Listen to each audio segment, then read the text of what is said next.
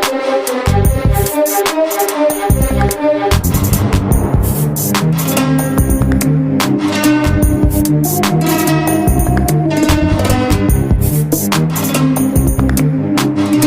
hello guys. So as you can see, we're playing GTA. So many people were asking me how do you use the Hori Racing Wheel Apex with GTA. So in today's video, I'm going to show you how you can use the Hori Racing Wheel Apex with GTA.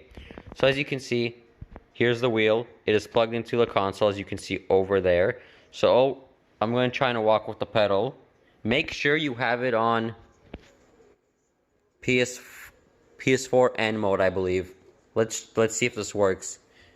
And let me just move this. Let's see if we can walk. Yes, we can walk. Okay, so here's the D-pad.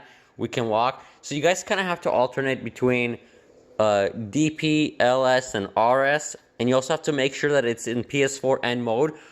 If it's in PS4 S mode, which is right over here, I do not think it'll work. So as you can see, guys, while I'm moving around, it's pretty cool, but it's a little bit choppy. It's better to play on the controller. But if you just want to drive around, I think it's cool. I think triangle is to drive. Yep. Okay. I don't play GTA, so I'm not really familiar with this. Let me try moving it like this. I can adjust the camera angle. Okay, there. I can adjust the camera angle. It's not perfect, guys, but this is my setup too. So let's see this. Now I don't really play this, but I'll try my best. It's actually not bad. It's better than the last time I played it. So guys, this is pretty much what you have to do when you play GTA. So make sure you have it on PS4 N mode. I'll show it again. PS4 N mode. You have to sometimes alternate between these two, right? So like the RS will allow you to move the camera like this. It'll allow you to move the camera like this, right? The LS mode, let me switch that. The LS mode will allow you to walk, and the RS mode does nothing. That's just about it. So the LS mode is to walk, though it's not perfect, but it's pretty okay. And then while you're driving, I do recommend RS so you can move the camera around.